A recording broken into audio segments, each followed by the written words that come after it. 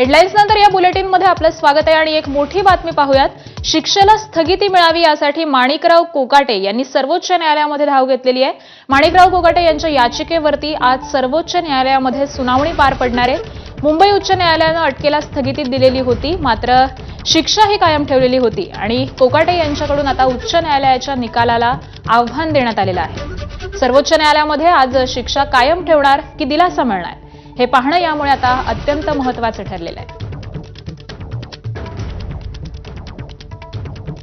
आणि याच संदर्भातले अपडेट देतात आमचे प्रतिनिधी शुभम बोडके। शुभम, नक्कीच आकांक्षा, नाशिकच्या सदनिका घोटाळा प्रकरणी आज माणिकराव कोकाटे हे सर्वोच्च न्यायालयात त्यांची आज सुनावणी होणार आहे। शिक्षेला स्थगिती मिळावी यासाठी कोकाटे यांनी खरंतर सर्वोच्च न्यायालयामध्ये धाव घेतलेली आहे। सर्वोच्च न्यायालयामध्ये आज ही शिक्षा कायम ठेवणार की या संदर्भात दिलासा मिळणार हे देखील बघणं महत्त्वाचं आहे। कोकाटे यांच्याकडून उच्च न्यायालयाच्या निकालाला खरंतर हे आव्हान दिलं जात आहे। मुंबई उच्च न्यायालयाने अटकेला ही स्थगिती दिलेली होती, मात्र आता शिक्षा ही कायम ठेवली होती आणि त्यानंतर आज कोकाटे हे आज सर्वोच्च न्यायालयात गेलेले आहे आणि त्या संदर्भात आज सर्वोच्च न्यायालयामध्ये कोकाटे यांची या प्रकरणावर सुनावणी होणार आहे।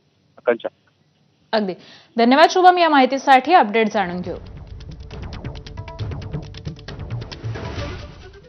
सुधीर मुनगंटीवार आणि किशोर जोरगेवार यांच्यातील गटबाजीची चर्चा ही पुन्हा एकदा समोर आली।